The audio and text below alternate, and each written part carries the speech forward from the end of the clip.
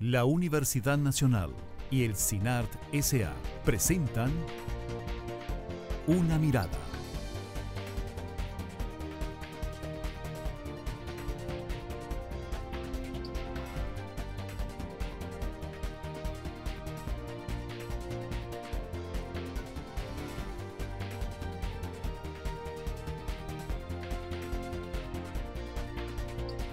Una Mirada.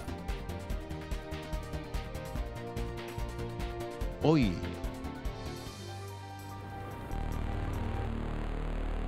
las mujeres trabajadoras son una población muy vulnerable al hostigamiento sexual.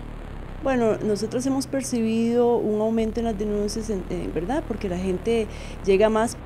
Tocamientos, miradas, palabras o mensajes acosadores se vuelven parte del día a día de muchas mujeres en su jornada laboral. De acuerdo a estadísticas de nosotros, de la Inspección de Trabajo, del 2012 recibimos denuncias y autorizaciones o gestiones para tramitar este procedimiento del acoso sexual en el trabajo. Teníamos un número de 15 y vean que el año 2015 se duplicó, llegamos a 27 casos donde la Inspección de Trabajo está dándole la tramitación respectiva. 95% de las denuncias por hostigamiento sexual son interpuestas por mujeres trabajadoras. Hoy, en Una Mirada, conversaremos sobre los retos y avances en el tema de hostigamiento sexual.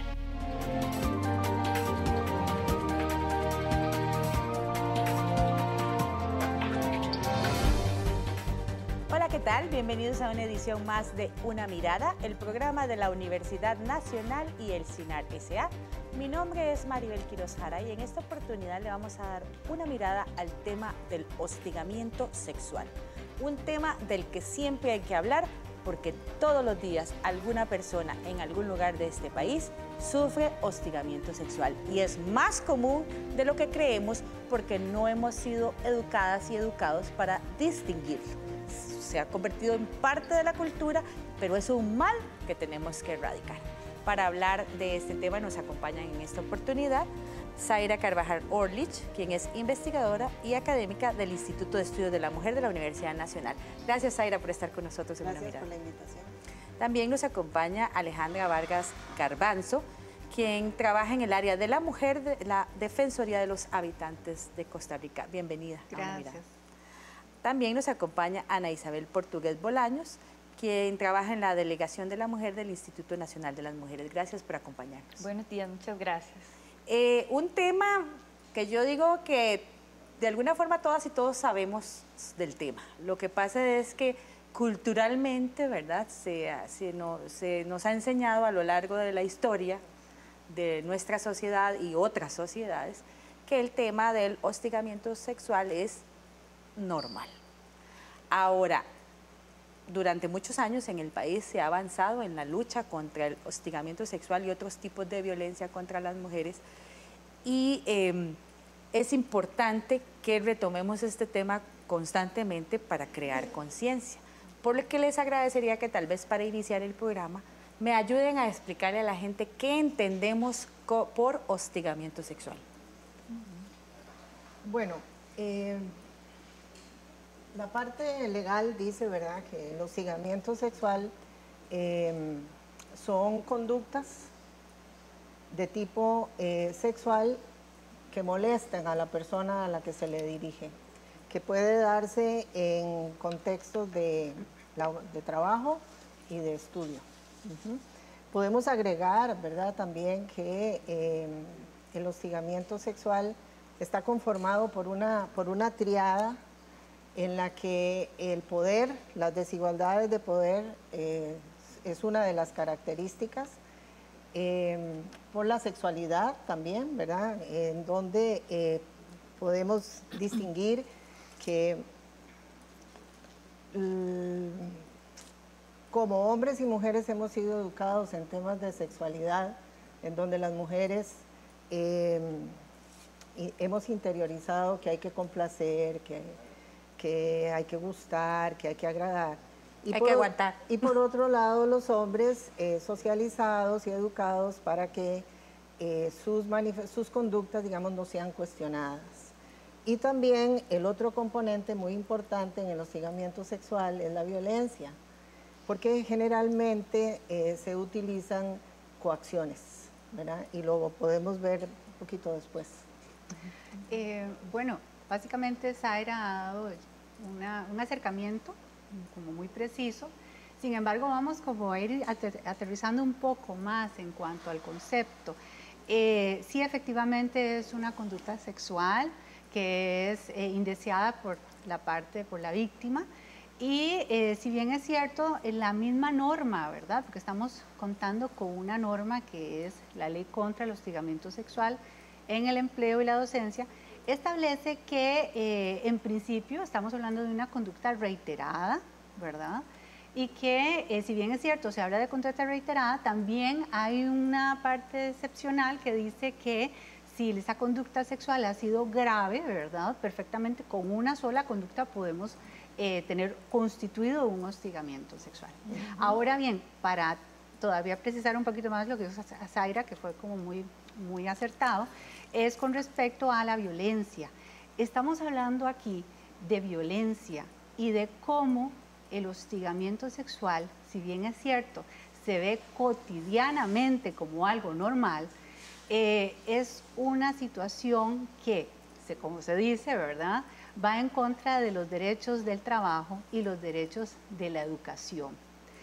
Ahora bien, no solo queda ahí, estamos hablando que también va a la intimidad, también va en contra de la integridad física y emocional, generalmente, y ahora vemos los números, de las mujeres.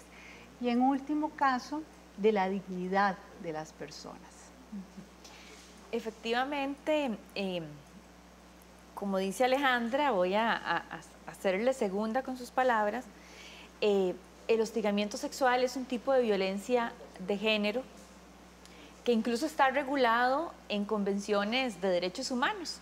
Por ejemplo, la Convención Interamericana para prevenir, sancionar y erradicar la violencia contra las mujeres, conocida como Convención Belén do Pará, efectivamente define en uno de sus artículos que el acoso sexual en el empleo o en la institución educativa es una práctica discriminatoria y es violatoria de los derechos humanos y de las libertades fundamentales. Entonces es algo muy serio y muy grave el hostigamiento sexual. Pero precisamente, por lo que decía la compañera, en ese proceso de socialización, de educación, que desde chiquitillos y chiquitillas recibimos, nos enseñaron a ver como normal que nos lanzaran aquel piropo relacionado con mi cuerpo, ¿verdad? Y que me lo lanzara mayoritariamente algún varón, algún hombre, a quien ese mismo proceso educativo, de socialización patriarcal, le dijo que podía hacerlo y le dio permiso. Entonces, ese sistema educativo, esa estructura por la que nos educaron, se ha trasladado también al espacio laboral, ya está en el plano doméstico con la violencia doméstica, también al espacio laboral y educativo. Y específicamente a lo que preguntabas de manifestaciones del hostigamiento, la ley también las define. Entonces, por ejemplo, habla de que pueden ser requerimientos de favores sexuales, y vamos a entender lo sexual no como algo genital necesariamente, ¿de acuerdo? Requerimientos de favores sexuales, ya sea que lleven implícita o explícita una promesa de beneficiar si se complace ese favor, o por el contrario, que lleven explícita o implícita una amenaza o un castigo si no se complace, que es lo que sucede la mayoría de las veces.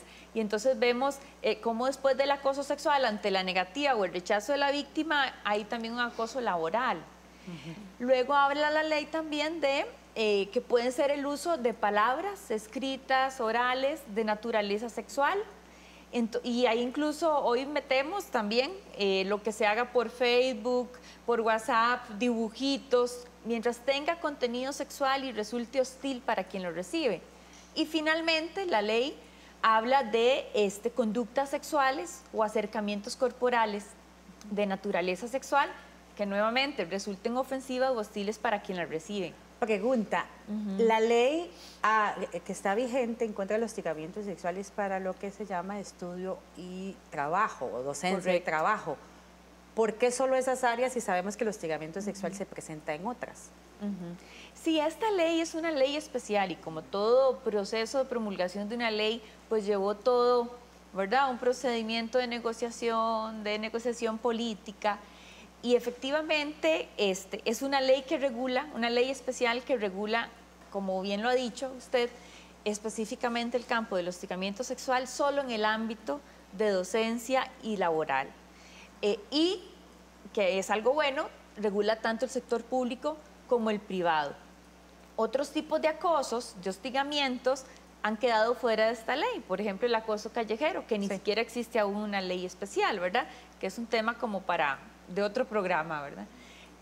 Pero sí, específicamente, sí, esta ley regula solo el acoso sexual en el empleo y la docencia, que por dicha existe, ¿verdad? Pero hay otros... Sí, pero hay que avanzar más en Correcto. ello. Es que si no media una relación laboral, como digamos en el acoso callejero, pues entonces no se puede aplicar porque no hay esa relación.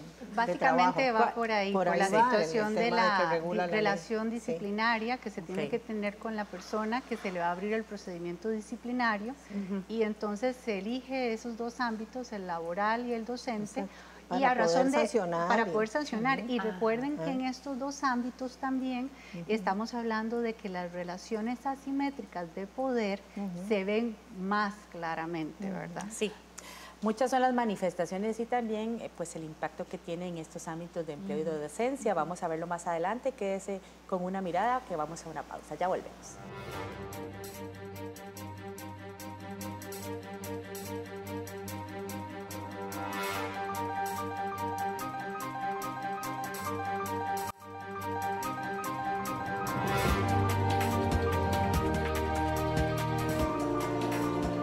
Continúa usted con una mirada del programa de la Universidad Nacional y el CINAR S.A. Hoy con el tema de hostigamiento sexual, avances y desafíos en el país. La ley de hostigamiento sexual cumple 21 años y pues nos ha dado muchas herramientas al definir una serie de manifestaciones de las cuales veníamos hablando. Sin embargo, parece pues que todavía hay bastantes pendientes en esta materia, de la parte legal. Sí, me interesaba plantear que el hostigamiento sexual no es un hecho aislado. Es decir, que le ocurrió a aquella persona, mala suerte o aquel, sino que en el contexto de una sociedad patriarcal en donde hay que mantener una jerarquía entre los sexos, el hostigamiento sexual se constituye en un mecanismo muy poderoso para mantener a las mujeres en estado de subordinación y opresión. Es decir, es un componente político, es decir, por eso es tan fuerte y tan intenso y la prevalencia es tan alta. Por ejemplo, las mujeres nos sentimos muy expuestas en el hostigamiento, en la calle, por ejemplo, que no es el tema que estamos tocando aquí, pero en los contextos de estudio y de trabajo es una conducta de altísima prevalencia, pero no podemos dejar de explicar o de ver o de ubicar en este momento que tiene debajo un trasfondo, ¿verdad?, que no tiene la connotación de agradar, tiene la connotación de humillar, tiene la connotación de subordinar y mantener a las mujeres en estado de subordinación y opresión. De hecho, muchísimas mujeres se van abandonan los estudios, abandonan el trabajo, ¿verdad?, porque no pueden soportar una situación tan hostil. ¿Qué tan frecuente se ha vuelto el tema del hostigamiento sexual en Costa Rica? Conversamos con Adina Castro, quien es especialista en violencia de género del Instituto Nacional de las Mujeres.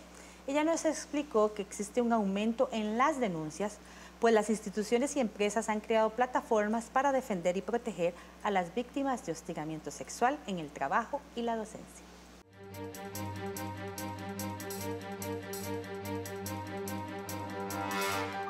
Bueno, nosotros hemos percibido un aumento en las denuncias, ¿verdad? Porque la gente llega más, podría deberse eso a que las instituciones han, digamos, se han acogido a esa obligatoriedad que la ley les les impuso desde su creación en el 95, pero que bueno, que hasta ahora empieza como a reportarse, ¿no? ese acogimiento a las obligaciones en términos de crear plataformas que permitan a las víctimas de hostigamiento sexual hacer las denuncias, porque en Costa Rica lo que está regulado es el hostigamiento sexual en el empleo y en la docencia, es decir, que fuera de esos ámbitos podría haber conductas de hostigamiento sexual, pero que no se pueden, digamos, denunciar, porque no hay una plataforma, digamos, que la respalde, jurídica.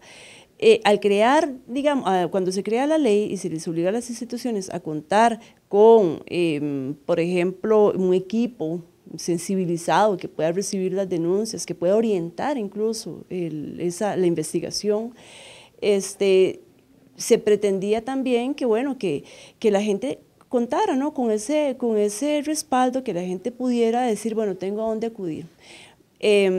Las instituciones se fueron quedando como rezagadas en el cumplimiento de esa obligación y es recientemente, y yo pensaría que incluso a partir de la reforma del 2010, que se vuelve a retomar como esa necesidad de cumplir con esa obligación y entonces las personas empiezan a sentir, ¿verdad?, que hay algo ahí donde pueden acudir.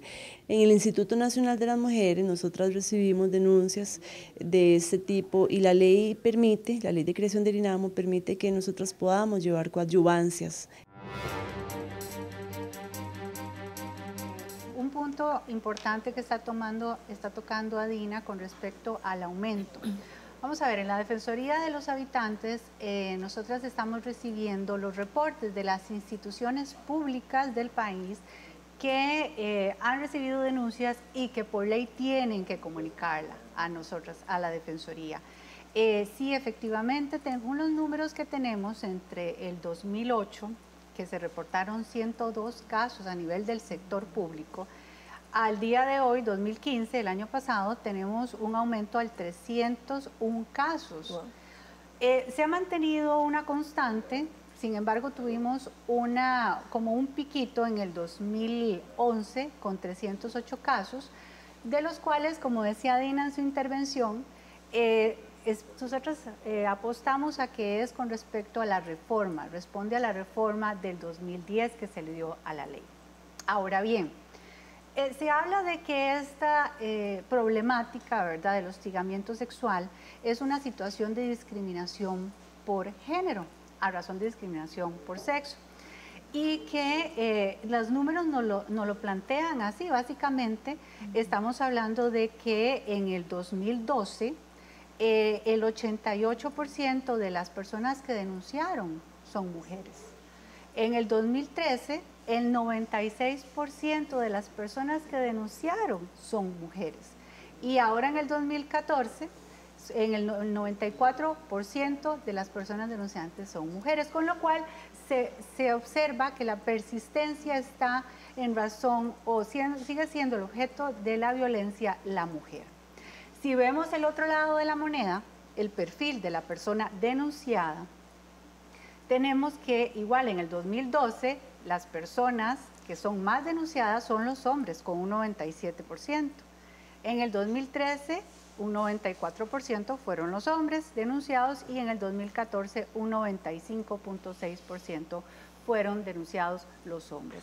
Con esto les quiero decir que efectivamente los datos, que si bien es cierto, es un gran esfuerzo que se trata por tener un dato duro acerca de por dónde está la problemática, cuál es la realidad, definitivamente tenemos claros que la violencia del hostigamiento sexual es una situación de discriminación por sexo. Los grandes pendientes o las grandes problemáticas que se ven aquí son los procesos que son tan largos. Sí.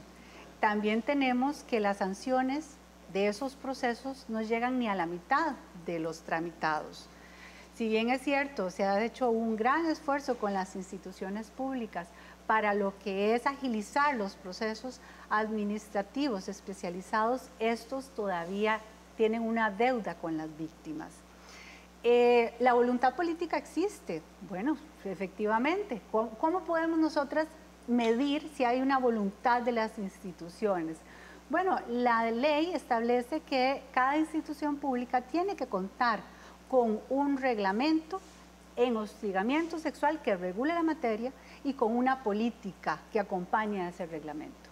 Y también dice la ley que tienen que reportarlo a la Defensoría de los Habitantes. Sin embargo, hasta el día de hoy tenemos que 113 instituciones de 335 que inventarea el Mideplan, en este momento no han reportado a la Defensoría. Luego tenemos 30 instituciones que ya reportaron decir que no tienen todavía la norma, el reglamento. Y por último... 21 años después. 21 años después. Sí. Y después tenemos que 192 instituciones ya reportan que tienen una norma, no digamos que sea el reglamento propiamente dicho, sino una norma, que puede ser desde una convención, unos artículos en la convención colectiva, hasta unos artículos en el reglamento interno, o si bien es cierto, un reglamento sobre el hostigamiento sexual. Entonces, de ahí es que podemos decir que en cuanto a voluntad política, todavía estamos en deuda. Claro que sí. ¿Y en lo privado? En el sector privado, desde la experiencia de la Delegación de la Mujer, en atención a mujeres víctimas de hostigamiento sexual, lo que más percibimos es que están en un estado, mayor de indefensión, de no tener un proceso, un procedimiento para poder denunciar y que se investigue el hostigamiento sexual, porque en la mayoría de los casos, en el sector privado, estamos hablando del saloncito de belleza, del spa, etcétera, donde el hostigador es el propio dueño, el propio patrón. Qué difícil. Ajá, entonces, ¿ante quién denunciar? Y es donde la ley especial, la ley contra el hostigamiento sexual, remite en el sector privado a la inspección de trabajo del Ministerio de Trabajo, que está ahorita el Ministerio en un proceso para capacitar y concienciar a sus propios funcionarios en cómo atender a esas víctimas del sector privado que llegan. En cuanto al sector público, en la Delegación de la Mujer, bueno, son mayoría, y la mayoría de víctimas de mujeres que denuncian acoso sexual, que recurren a nosotras, son del MEP, es la institución que está en el primer lugar, luego le sigue la Caja y luego el Ministerio de Seguridad Pública. Y entonces vemos, muy interesante, ¿verdad?, que sea el sector educación, salud y seguridad donde más se estén atreviendo a denunciar las mujeres el acoso sexual. Efectivamente, ha aumentado el por lo menos recurrir a una asesoría. Por ejemplo, en todo el 2013, voy a hablar de los datos de atención que yo di personalizada, atendí a 15 mujeres víctimas de hostigamiento sexual, 2013. Y ya en el 2015, de enero a julio, ya había atendido 35. Se duplicó en un semestre. Entonces, efectivamente, se están atreviendo a hablar. Creo que la reforma influye, la reforma incluso amplía el ámbito, de la reforma del 2010, el ámbito de aplicación, donde no solo se puede denunciar al jefe, al superior jerárquico, sino también a algún compañero o compañera que hostigue del mismo rango jerárquico o a uno de rango inferior, donde incluso la ley estableció o agregó en esa reforma, se agregó que las personas usuarias, por ejemplo, alguien que llega al INAMU, si fuera hostigada o hostigado por un funcionario o funcionaria del INAMU, también puede denunciar. Entonces, creo yo que el abrirse el ámbito de aplicación, ¿verdad?, de la ley especial, también de alguna manera facilita y hace más accesible el poder denunciar el hostigamiento. Sobre el tema del aumento de las denuncias, Una Mirada conversó con Eric Briones, quien es el jefe del Departamento Legal de Inspección del Trabajo del Ministerio de Trabajo, quien comentó que la protección que ahora se ofrece a las víctimas de hostigamiento favorece el incremento de las denuncias.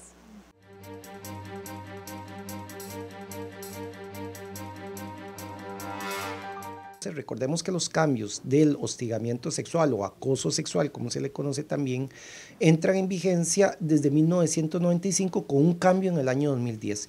De acuerdo a estadísticas de nosotros, de la Inspección de Trabajo, del 2012 recibimos denuncias y autorizaciones o gestiones para tramitar este procedimiento del acoso sexual en el trabajo.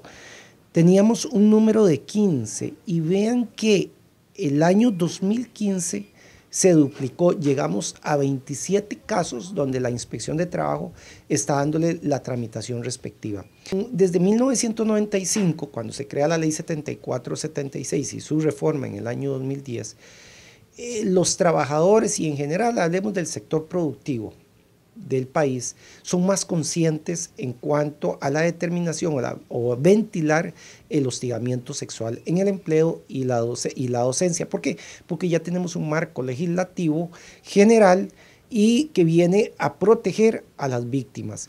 En este caso sí tenemos que decir que las personas, las víctimas, de acuerdo a estudios que se han dado por parte de, sobre todo en Estados Unidos, estudios que se han realizado, estamos hablando que de las personas, hombres y mujeres que son victimarios, son los varones en un 95%, y las víctimas el 95% son mujeres, y solo el 5% de la población activamente laboral que trabajan corresponden a los hombres. Por eso el énfasis en cuanto a lo que tiene que ver con género se enfoca más hacia el sector de la mujer trabajadora. Claro, nos queda, bueno, que la mayoría de las víctimas son mujeres, pero podría darse también que haya hostigamiento sexual que estén sufriendo los hombres y que no se esté denunciando, porque en un informe que había elaborado la Universidad Nacional, el Instituto de Estudios de las Mujeres hace algún tiempo, se detectaron, sí, o sea, pocos casos, pero sí, sobre todo estudiantes que refirieron ser acosados por otros estudiantes varones. Correcto. Yo conozco un estudio de la UCR donde efectivamente se reflejó algún porcentaje de hombres hostigados, que era mínimo el porcentaje, sí. Creo que era 90% mujeres, 10% sí, usualmente hombres. Se comporta y así. Que ese 10% hombres, un 10% había sido hostigado por otros hombres. Entonces sí, efectivamente hay hombres que son hostigados, pero no creo que vaya a variar mucho ese porcentaje, sí. En medio de esta cultura patriarcal, ¿verdad?, que ya hemos explicado. Y entonces yo creo que es parte de la lógica de la dinámica de las relaciones de poder, y que no vamos a ver un mayor cambio, que se reviertan los porcentajes o que aumente el de hombres. No me parece que vaya a ser así. Yo quería hacer referencia a lo siguiente: si bien han aumentado las denuncias, hay muchas otras víctimas que siguen callando el hostigamiento. Y se debe precisamente a la misma dinámica del acoso sexual, a esas relaciones de poder. La mayoría de las personas que hostigan, que ya vimos que son varones, la mayoría también son gente en puestos de jefatura, con mucho poder. Entonces la víctima no se anima a denunciar, porque además probablemente tenga ciertos factores de vulnerabilidad de ella, es decir, condiciones, ¿verdad?, que son aprovechadas por el hostigador. Y hay una tendencia que, por ejemplo, sean mujeres que estén interinas, no tengan plaza, mujeres que tengan que hacerse cargo solas de sus hijos, del hogar, entonces ocupan el trabajo. ¿Cómo voy a denunciar? ¿Qué hago? ¿De qué viven mis hijos? Y el hostigador por lo general sabe esto, el hostigador actúa premeditadamente, conoce esa vulnerabilidad. Y además la dinámica del hostigamiento en medio de esas relaciones de poder hace, por ejemplo, y esto es común, es típico, que el hostigador tenga a su favor todo un grupo de aliados o aliadas, por lo general subalternos también, que ya sea por miedo o por desconocimiento o por el mismo patriarcado, se ponen a favor del hostigador. Mientras que la persona hostigada hay una tendencia a que sea aislada en su trabajo. Y es la estigmatizada, la señalada. Mira aquella delicada que denunció, es que no aguanta nada, no acepta bromas, ¿verdad? Y terminan almorzando solitas, terminan sin testigos, gente que le da miedo porque se van a oponer a su propio jefe. Entonces hay muchas que todavía están en el silencio, que no se atreven por ese mismo poder, ¿verdad?, que encubre, que justifica, que enmascara a los hostigadores. En las instituciones, en los partidos políticos, ¿verdad?, en todo lado sucede eso, el encubrimiento del hostigador. Y también se da la situación de que también los mismos compañeros varones también incurren en hostigamiento, porque no necesariamente el poder, digamos, cuando uno trabaja en una oficina grande o pequeña, no necesariamente el poder la tiene la jefatura. Hay gente que es, como quien dice, el que manda en el grupo. Y usualmente son compañeros, no necesariamente jefes, y también se da el hostigamiento sexual por el tema de las relaciones de poder que vos mencionabas. Sí, a lo que decía Ana Isabel, muy importante, y muy importante también agregar que una mujer que ha sido objeto de hostigamiento sexual también tiene que luchar con algo que tiene interiorizado, y es aquella creencia de que en tema de sexualidad algo provocó ella. Sí, La culpa. fue mi culpa. Es decir, yo lo provoqué y cómo hago para explicar que no tuve nada que ver con eso. Ese es un factor que nos hemos encontrado, y bueno, que obviamente tiene que ver con lo que decíamos anteriormente, ¿verdad? La construcción de la sexualidad, ¿verdad? El mito, y no solo en hostigamiento sexual se ve, sino se ve también en todas las otras formas de violencia, en la violación, en la violencia doméstica. La mujer siempre tiene que hacerle frente a ese imaginario social de que, cuidado, usted algo hizo. Realmente, como bien lo decís, ¿verdad? Esta es una situación de poder, ¿verdad? Desigual. Y ciertamente la mujer tiene que dar una lucha muy grande. De ahí que la ley tiene le da todos los elementos para que efectivamente pueda presentar su denuncia. Lo que pasa es que hay muchos elementos por los cuales se desincentiva la denuncia. Y esto es lo que tenemos que atacar como instituciones, ¿verdad? Sí. Ciertamente tienen que estar claros los canales de presentación de denuncia en las instituciones públicas. Tiene que tener la mujer la seguridad de que esa denuncia va a ser tramitada conforme a la norma, que se va a respetar el principio de confidencialidad que establece la misma ley, y que no es una situación de corrillos de los pasillos, de que todo el mundo sabe de lo que se dijo o no se dijo en la audiencia, ¿verdad? Que también se tiene que respetar el principio pro víctima, que es tan importante en esta ley, que le da los dientes a la ley para efectos de que cuando solamente que se va a evaluar el caso, se aplica el proceso pro víctima si hay duda en el caso concreto. O sea, hay un montón de elementos por los cuales la persona tiene que tener esa seguridad. Lo que pasa es que en la realidad los procesos se vuelven muy engorrosos, se vuelven muy largos, las medidas cautelares que se solicitan de parte de la víctima se vienen a resolver en un tiempo fuera o no oportuno, por lo cual se desincentiva. Pero lo que tenemos que hacer como un compromiso institucional y sobre la mesa es que la ley se cumpla y que las personas que están siendo víctimas de violencia, como lo dijo Ana, efectivamente entiendan y sientan que van a ser defendidos sus derechos en un proceso que no es ordinario, no es un proceso administrativo ordinario,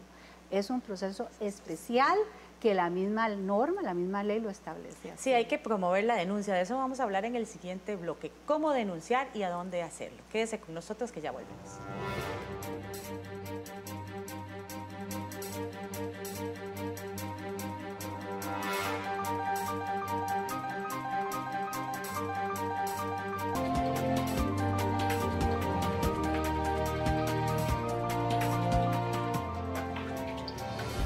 Regresa usted a Una Mirada, del programa de la Universidad Nacional y el CINAR S.A. Hoy con el tema de hostigamiento sexual. En los bloques anteriores hemos insistido mucho en la importancia de que la víctima de hostigamiento sexual haga la denuncia.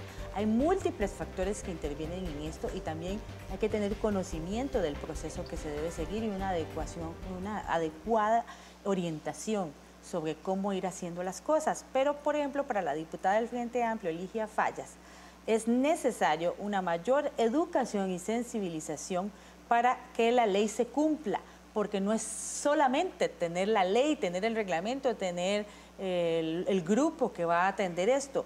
Hay que trabajar en esto, hay que trabajar con los grupos de compañeros, con los grupos de trabajo y sobre todo con la víctima para evitar la revictimización.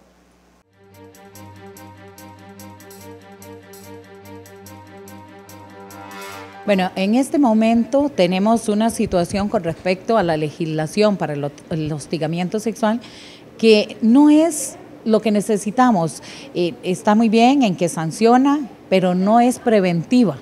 Eso es algo que tenemos que ir acompañando de un proceso de formación, de sensibilización, de transformación de la sociedad, que es un proceso más lento, que eso se da solo con poner el tema en la mesa de discusión, con hacerlo visible, algo que ha estado invisible, para ver cómo las mujeres van tomando ese valor que necesitan, perder el miedo para empezar a denunciar. El que exista la ley que penalice, que sancione, no va a evitar que la mujer que presenta la denuncia sea revictimizada, sea señalada, sea estigmatizada y sea declarada culpable de lo que sucedió, y que ella misma interiorice al final que fue culpable de la situación. Por eso la mayoría de las denuncias, la misma mujer termina retirándolas antes del proceso. Necesitamos ir más allá, dar un paso más allá, un paso hacia esa transformación social que muy bueno, y lo reconozco, y muy necesario que existan estas acciones afirmativas con la creación de leyes que vengan a penalizar, pero que deben ir amarradas a ese proceso de transformación social que solo lo da la educación, la sensibilización y la visibilización del problema, que hasta el día de hoy no se ha hecho. Entonces me parece sumamente importante avanzar hacia eso, hacia la transformación social, hacia el empoderamiento de las mujeres para que denuncien, para que sientan que se pueden hacer las cosas.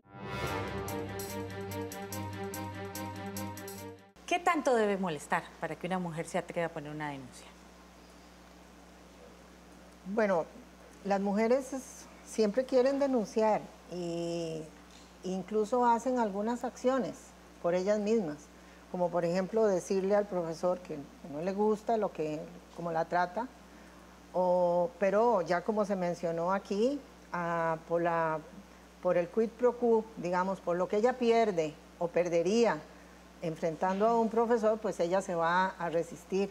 Hay otras, en la Universidad Nacional hemos visto, por ejemplo, que el hostigamiento sexual, la más alta prevalencia, la cometen compañeros estudiantes, hombres, contra sus compañeras mujeres.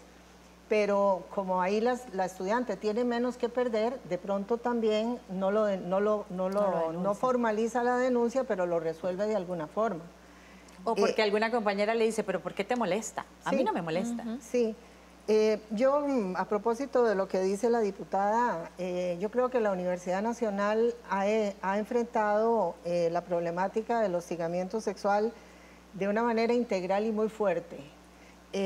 Casi tiene la regulación en la universidad, tiene casi la misma edad de la ley. Al principio, cuando empezábamos a dar los datos, algunas autoridades pensaban que los datos que eran sesgados, pero con el tiempo se ha ido demostrando que la prevalencia es alta. La institución ha invertido, a propósito de lo que decía la diputada Fallas, la institución ha invertido, ya vamos como por la 8ª campaña de sensibilización y de prevención. También los órganos que atienden la denuncia y que resuelven la investigación está integrado por personas especializadas. Eso es fundamental. En las instituciones, como decía Alejandra, si hay muchos casos que no llegan a una sanción, hay gente que interpreta que fue que la mujer mintió, como lo dijo alguien por el periódico no hace mucho tiempo. Eso es totalmente injusto decirlo, porque si los órganos que atienden la denuncia no están especializados, van a abordar, especializados desde la perspectiva de género, quiero decir, van a abordar esto de manera tradicional, siempre buscando la responsabilidad en la víctima. Por lo tanto, moraleja, la impunidad. Entonces, yo creo que, vamos a ver, lo que la Universidad Nacional ha hecho, en donde se ha investigado, se ha invertido recursos, hay un programa institucional de prevención, las víctimas reciben asesoría legal y reciben apoyo psicológico, y todo el tiempo se está trabajando, no solo en las campañas, sino que hay boletines, afiches, en donde se dice claramente que la Universidad Nacional cero tolerancia tiene con el hostigamiento sexual. Pero la formación de las personas que atienden la problemática es fundamental, porque la ley sí puede ser preventiva, porque si se aplica bien. Es que le es tengan, fundamental. que digan, bueno, esto no es una ley que echa la ley, echa la trampa, como dicen, no, sino que hay una ley y hay gente que la sabe cumplir. Sí. Ahora, si una persona quiere poner una denuncia, siente que tiene que hacerlo, ¿qué debe hacer? ¿Cuáles son las cosas que debería ir recabando? Pruebas, no sé. Bueno, dejando por sentado básicamente, la ley establece, ¿verdad?, que las personas que están siendo objeto de violencia por hostigamiento sexual pueden presentar la denuncia ante el jerarca, la jerarca, o el patrón o la patrona que está haciendo, donde trabaja en este momento, donde estudia. Básicamente lo que tiene que es ir recabando, qué sé yo, detallitos, por ejemplo, desde un correo electrónico, desde un mensajito en WhatsApp, desde un indicio, por ejemplo, alguien una persona a la cual ella fue y lloró en su hombro y le dijo lo que estaba pasando, porque en esta materia es muy difícil tener una situación de prueba directa, ¿verdad? Estamos hablando de la clandestinidad como la madre de toda esta problemática y de la cual entonces la ley establece que la prueba indirecta es la que te va a dar la fuerza para presentar esa demanda y que esa denuncia tenga peso ante un procedimiento especial como es el hostigamiento sexual. Ahora bien, la revictimización siempre va a ser el miedo de las personas, ¿verdad? ¿Cómo es que yo, encima de que he sido objeto de violencia, de hostigamiento sexual, tengo que pasar por un proceso, por un calvario que todo el mundo me va a señalar? Creo que ese es el miedo más grande que todas las personas pueden tener cuando presento o no presento la denuncia. Y tiene que tener presente que la ley establece una prohibición. La prohibición de que no va a ser juzgados sus antecedentes sexuales anteriores. Eso es muy importante. ¿Por qué? Porque estamos en un proceso que va a investigar hechos denunciados, no a personas. Sí. Entonces, exactamente. Entonces, a razón de esa prohibición expresa que tiene la ley, es que, claro, es importantísimo que las mujeres estén informadas de cuáles son sus derechos a la hora de presentar una denuncia. Cero conciliación, cero ratificación de la denuncia. Pueden llamarla a usted después de presentar la denuncia para X o Y elemento que faltó en la denuncia, una aclaración, pero no para decirle, señora, usted está consciente que está denunciando a su jefe, está usted clara en que sigue, y es ahí donde empiezan los cuestionamientos y desincentivar lo que es la denuncia contra el hostigamiento sexual.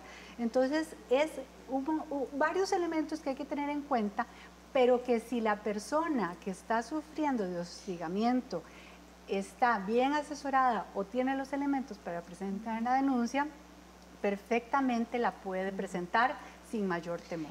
En esas recomendaciones que nos menciona Alejandra, también podemos agregar, si viniera ante nosotras ahorita una víctima de hostigamiento sexual, el decirle que tenga claro la identificación del hostigador. No importa si no sabe el número de cédula, pero por lo menos en qué oficina trabaja, dónde, ¿verdad? Algunos reglamentos institucionales establecen que la denuncia se debe poner, qué sé yo, ante recursos humanos, ante relaciones laborales o a la asesoría legal. Entonces también hay que fijarse si la institución tiene un reglamento, ante quién se pone esa denuncia. Si no lo tiene, será ante el patrono, como bien decía Alejandra, ante el jerarca del hostigador. También recomendémosle a esa víctima que en la denuncia ponga cómo me hizo sentir a mí esa conducta. Cómo me sentí rara, confundida, mal, si hubo algún sentimiento, ¿verdad?, de rechazo, yo sentí asco, sentí miedo. Todo eso es válido que se ponga, porque incluso la ley especial, la ley contra el hostigamiento sexual, nos habla de la afectación, de los efectos perjudiciales que el hostigamiento tiene en la persona. Entonces hay que evidenciarlos desde la denuncia, de cómo su estado general de bienestar personal, para usar las palabras de la ley, se ve afectado. Se vale que pongan ahí mismo en la denuncia pruebas, testigos, ¿verdad? Que pueden ser familiares, amistades. Lo decía Alejandra, no hay testigos directos, busco testigos indirectos. La misma Sala Segunda de la Corte Suprema de Justicia ya ha dicho que se vale la prueba indirecta. De hecho, una de las más malas prácticas que tienen las instituciones es que cuando la víctima va a poner la denuncia le dicen, ¿y tiene testigos? ¿Tiene alguien que vio? Y claro, no los tiene. Dice, no puede entonces. ¿Verdad? Entonces, eso es una de las malas prácticas. También el sentarlas a conciliar, ¿verdad? Que llama el jefe, entonces llama al hostigador y a la hostigada y pídale perdón y vea, no lo vuelva a hacer. En relaciones asimétricas de poder, como sucede el hostigamiento, jamás va a prosperar una conciliación. Y es una violación a los derechos humanos. Con eso no se concilia, no se negocia. Entonces eso hay que decírselo también a la víctima en ese primer momento, ¿verdad? Recomendarle eso. Que ponga efectivamente prueba documental, los mensajes de texto, los correos electrónicos, que haga un pantallazo a los WhatsApps para que los aporte. Todo eso es válido como prueba, porque incluso la comisión que va a investigar el hostigamiento sexual, conocida como órganos directores en las instituciones públicas, pero la ley llama comisión investigadora, tiene libertad probatoria. O sea, cualquier prueba, mientras sea adquirida lícitamente, es válida. Entonces, hay que decirle eso a las víctimas, ¿verdad? Lo más importante es que la gente se atreva a denunciar. Desgraciadamente se nos acabó el tiempo. Ha quedado claro que en las diferentes instituciones públicas y algunas privadas, pues hay lugares donde denunciar y que también hay instituciones como la Universidad Nacional, la Delegación de la Mujer, el INAMO y muchas otras oficinas de la mujer y muchas otras ONGs donde las personas que sufren hostigamiento sexual pueden buscar información, no están solas en esta batalla y la pueden dar con toda la protección que les brinda la ley. Les agradezco mucho su participación, se acabó el programa. Gracias por estar con nosotros aquí en Una Mirada, lo esperamos la próxima semana con más. Hasta pronto. Gracias.